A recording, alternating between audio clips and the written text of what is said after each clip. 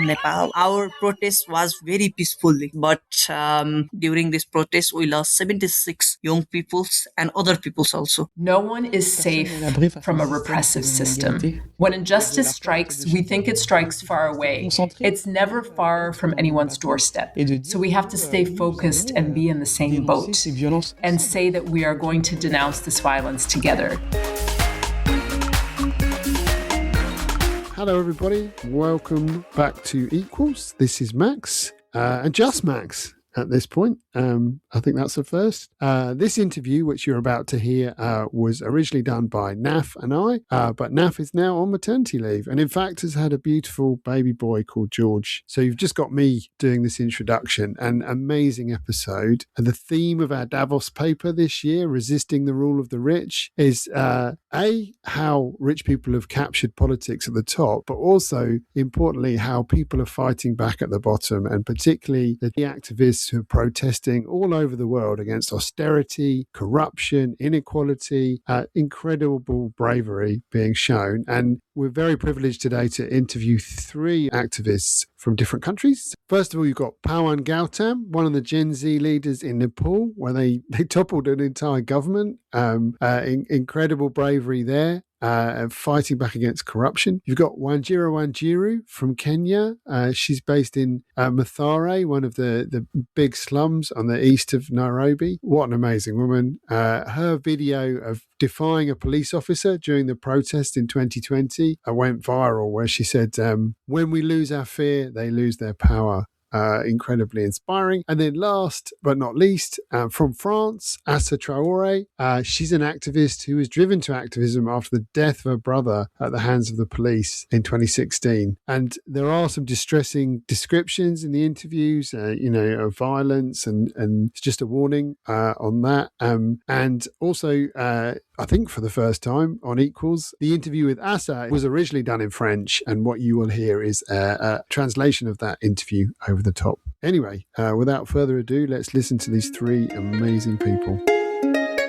Wanjira, really great having you with us on Equals podcast. Your journey as a human rights defender and also a powerful voice against police, brutality in Kenya really came into the spotlight after that viral video of you standing up to three armed police officers who tried to arrest you. What first brought you out, onto the streets to protest, and why have the past 2 years in Kenya been marked by such volatile demonstrations? Thank you very much, Naf.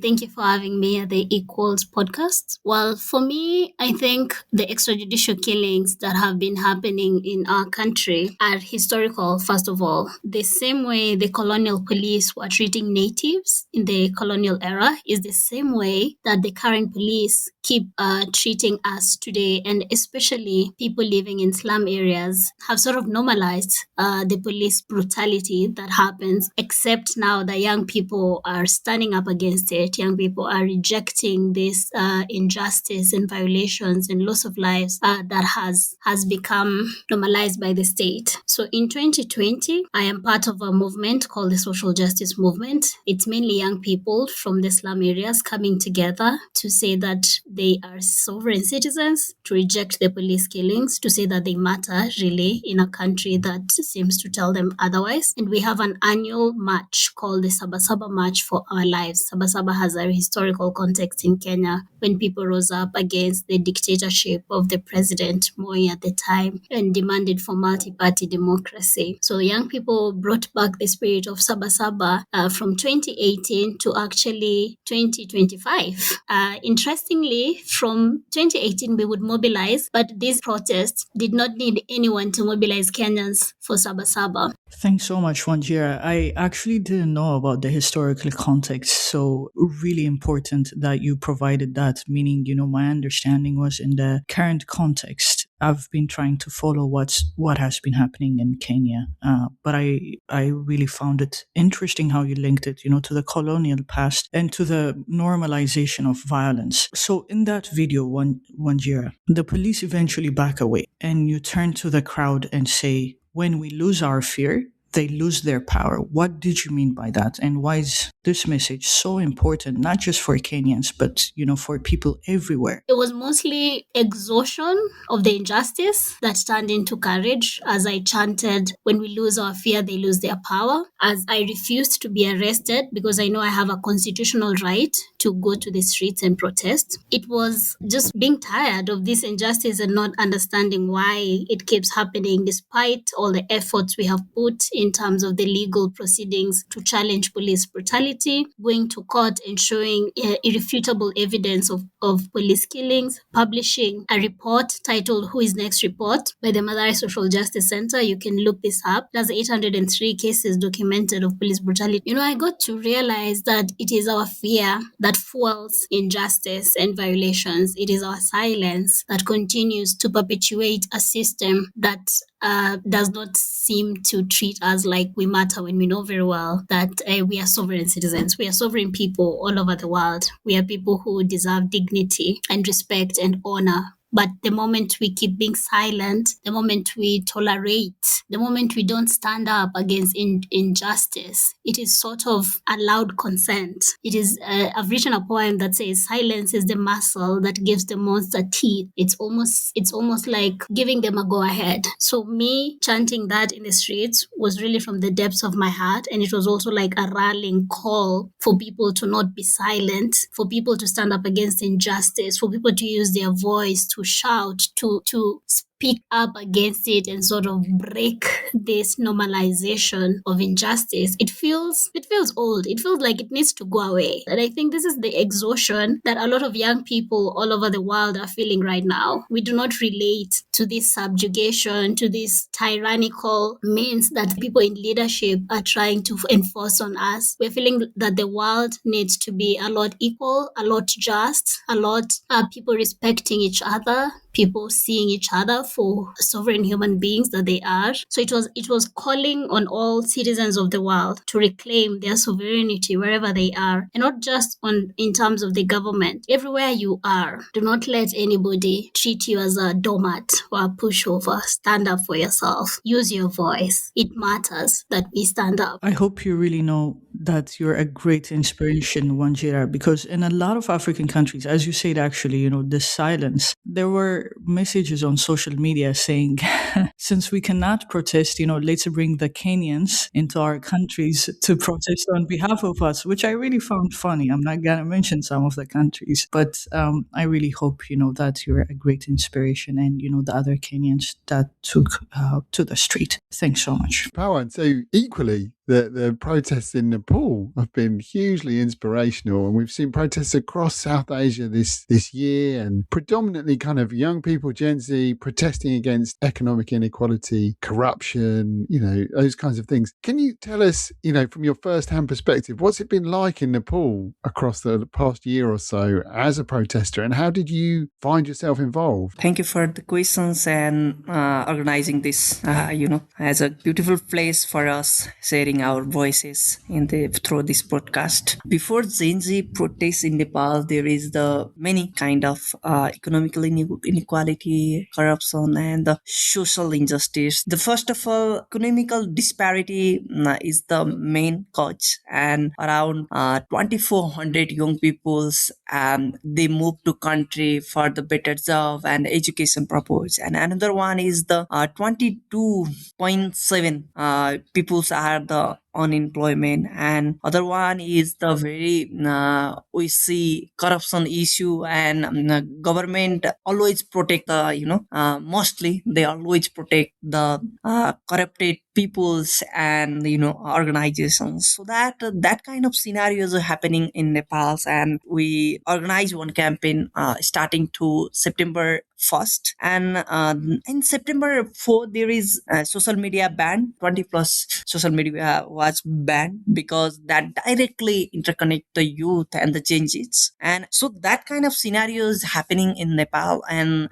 young people, as me also, as one of the protester, I involved in the moment. Our protest was very peacefully, but during this protest we lost 76 young peoples and other peoples also. Can I ask, we saw some years back huge uprisings across the Middle East and the Arab Spring, and many, many people risking enormous amounts. And it feels to me as an older person, it feels similar. And I suppose I'm worried that people will risk so much only to see the people at the top. You just change different politicians, but they're not really different. How can we ensure that this time these Gen Z protests around the world lead to really lasting change, and that people are not, sacrificing so much for so little? Because in the Middle East, that's what happened. You saw very similar governments ending up in power despite all the protests. Do you wonder about that? This is something we worry very much about, because it actually happened here after the Gen Z protests, which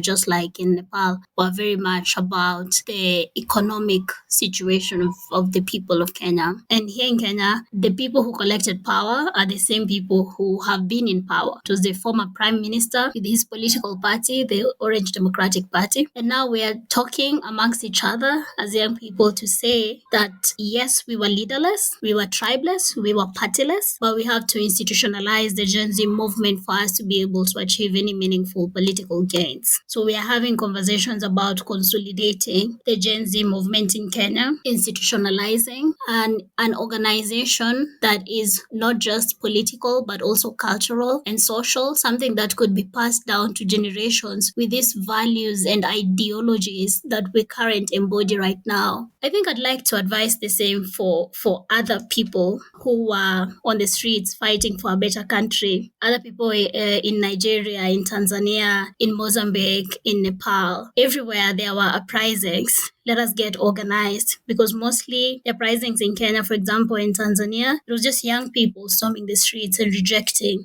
corruption and poverty. But if we are not consolidated and organized and orderly, it's going to be difficult to achieve these much needed changes. Asa, we're going to come to you now. And your story and how you were drawn into activism following the death of your brother. I wonder if you could start by introducing yourself and telling our listeners what happened to your brother Adama and the events that happened in France that led you into activism. Bonjour, merci. Hello. Thank you for inviting me to your podcast and for helping Adama's story to be heard and resonate beyond France's borders. I am Assa Traoré, Adama Traoré's sister. I am often introduced as an activist. Of course, I am, but first and foremost, I am Adama Traoré's sister, and it is important to start there. My brother died on July 19th, 2016, on his 24th birthday. My brother died because he crossed paths with several police officers. On that day, my brother did not have his ID card. And in France, your ID card is an extension of your life, an extension of the lives of Black people, Arab people, people from working class neighborhoods. On that day, our local town hall had called to say that Adama could come and collect his ID card. It was a beautiful day, and he was going to ride his bike to the town hall.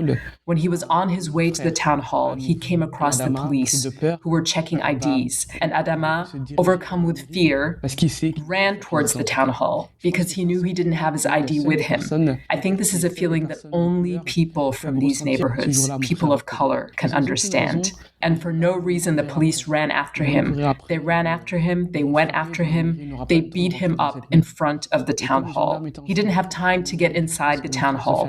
And since the police were in plain clothes, someone thought my brother was being attacked and came to defend Adama. Adama took advantage of this to take refuge in the apartment of someone he knew nearby. What I'm telling you is what was said during the first hearings, the very first hearings. They said that they entered the apartment and that Adama was covered with a white sheet and that Adama was afraid. They climbed on top of him. They held down my brother for more than 9 minutes. Adama said, "I can't breathe." The death of George Floyd later completely mirrored the death of Adama Traoré, except that on that day, there was no camera. They dragged him into the police vehicle, and in that vehicle, they said that Adama lost consciousness and urinated on himself. When they went to the police station, the hospital was actually on their way, but they didn't stop at the hospital. They went to the police station station courtyard. They threw him on the ground, face down, handcuffed behind his back, without helping him. They called the fire department, and when the firefighters arrived, they said the handcuffs must be removed. Initially, the police officer said no, but the firefighters insisted. They removed the handcuffs, but it was too late. My brother was already dead, in front of several police officers who refused to help him. What happened to Adama Traoré is what's happening to the majority of young people here in France. When you're Black, when you're Arab, your life is counted every day, every moment, every second, hoping you don't run into the police, who can kill you quite easily. Today, the French desire is to say that this is how it is and it cannot be any other way, and that we do not accept responsibility for this crime against a population, against humanity, against Black humanity, about colonization. And as long as it is not acknowledged, police violence, inequality, and racism will continue. Asa, thank you so much for that story. So horrific. The brutal, racist violence of the police and so many victims of police violence. Common theme across all of the world as there is a crackdown on protesters, a crackdown on minority groups, a crackdown on those simply coming to the streets to ask for affordable food or decent jobs or housing, pushing back against economic inequality and angry that they're not having the chances that others are. Can I ask though, do you think that anger is enough? I definitely see that we see the world differently. And I also feel that this is a feeling across all Gen Zs across the world. We do not understand why the world is so endowed with so much, why it is concentrated in the hands of a few, why there are still so many people living below the poverty line. We don't understand lack in the world of plenty, if I can put it that way. So there needs to be a redistribution of resources. There needs to be a deliberate attempt at conserving and saving the environment, at having an economy that is sustainable for the future. But I also think that we need to harmonize and build consensus with each other on how exactly we achieve this, with having dignity at the core of our politics, equality, and our Ubuntu philosophy of I am because you are. Like, the world needs to breathe differently than it is again. And young people, the way everybody stormed the streets fearless and, with the fire in their hearts, it just shows that they're ready to birth this world that they envision in their minds. Thanks so much, Wanjira. This year's Oxfam Inequality Report exposes how deepening inequality is sowing division across societies, with governments often choosing to repress dissent instead of tackling the root causes. So how do we stop governments from making,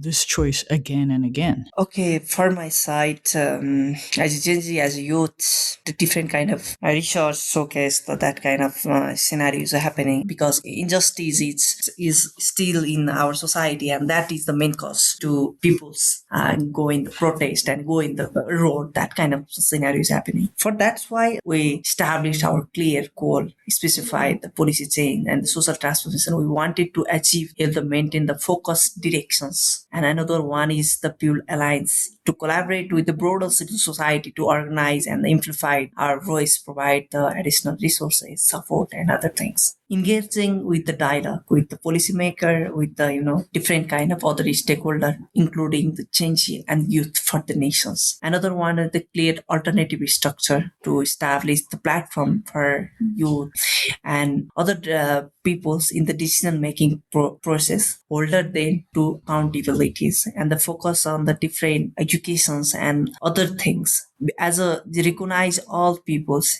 Gen Z is also the as a youth peoples also as one of the important stakeholder for the nation. So empower them to peer through the educations and the civic engagement, right, and the responsibility will strengthen our movement as a long term. I agree with Pawan.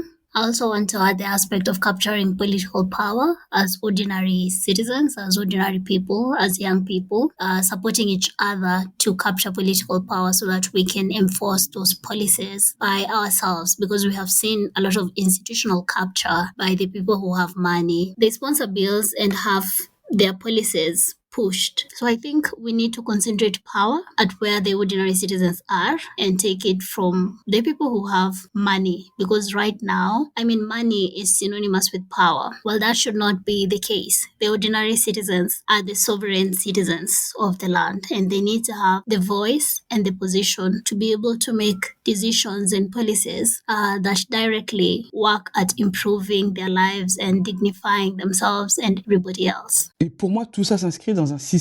For me, all of this is part of a much larger system, a system of domination, a system of control. It's to expose people to more violence, especially those who are economically disadvantaged, especially those from working class neighborhoods, people who do fairly difficult work. So the state is no longer responding to inequalities. On the contrary, it's exacerbating them. And that is part of a social, educational, and economic policy that benefits from repression. And that is what we want to fight against. So all these struggles, economically speaking, feed into each other. And what would you say to someone who thinks that police violence, for them at least, is a very distant problem? It doesn't directly concern them? No one is safe from a repressive system. No one is safe from a system that is unequal. No one is safe.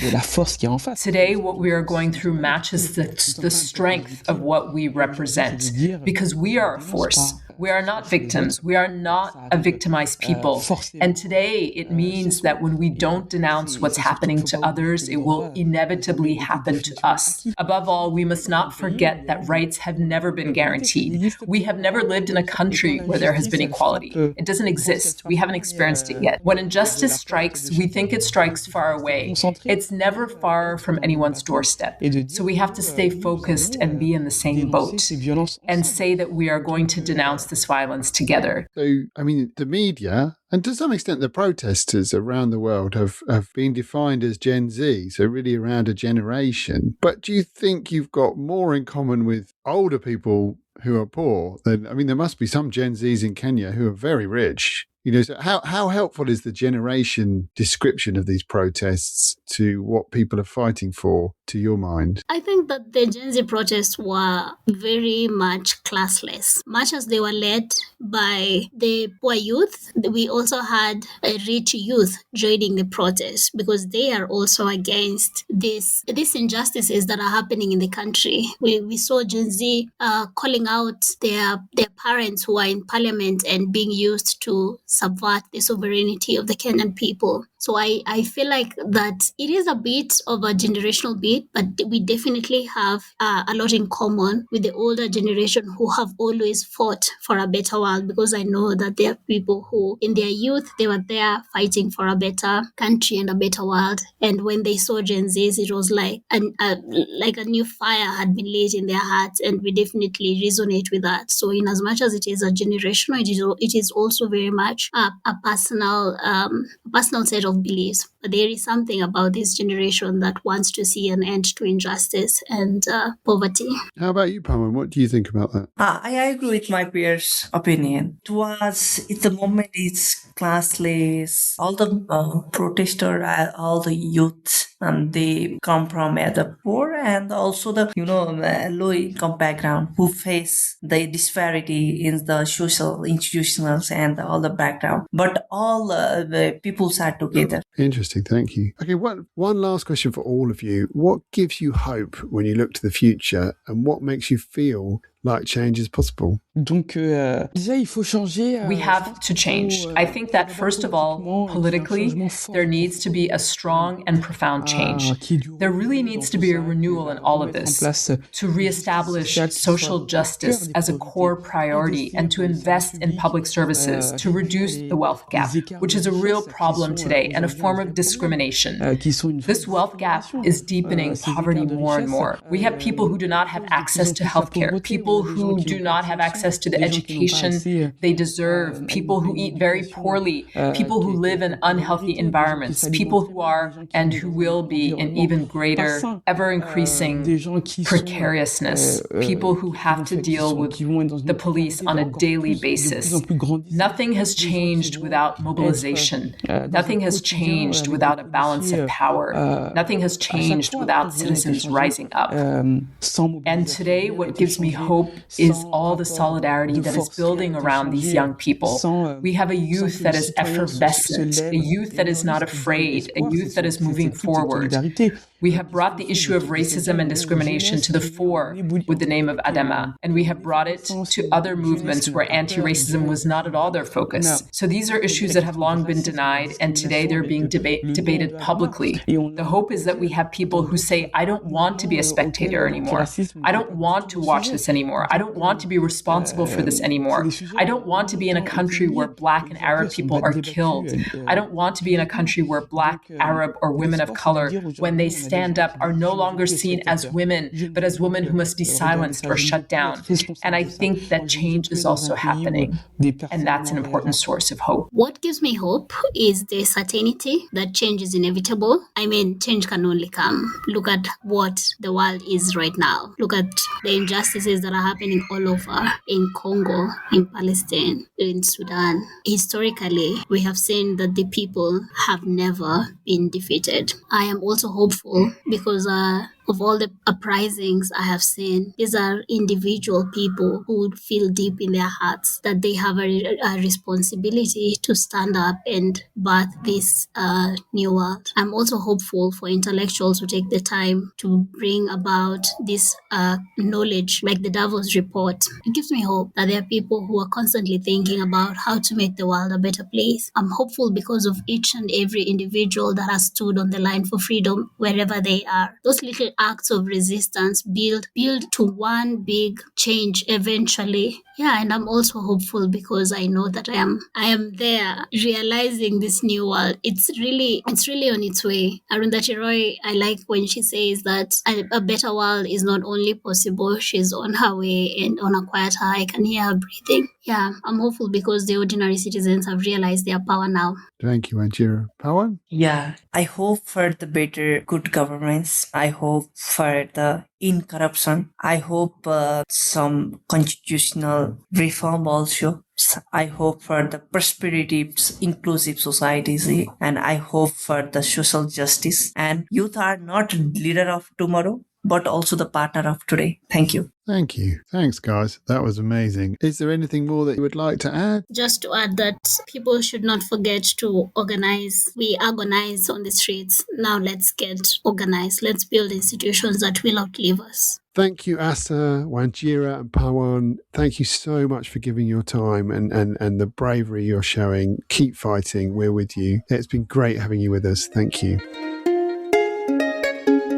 Wow. Three genuine heroes from all over the world, and humbling, to be honest, and amazing to hear their insights and their understanding and their commitment to fighting for a better world. What a fantastic interview. I hope you all enjoyed it. Keep listening to Equals. We've got some other amazing episodes coming up in the weeks to come. We're going to be looking at all sorts of different topics relating to inequality. And always, as always, sign up to our Substack, www.equals.ink, and you'll get regular updates of the coolest new insights on inequality. And have a fantastic day, everyone, and see you back here soon. Thanks.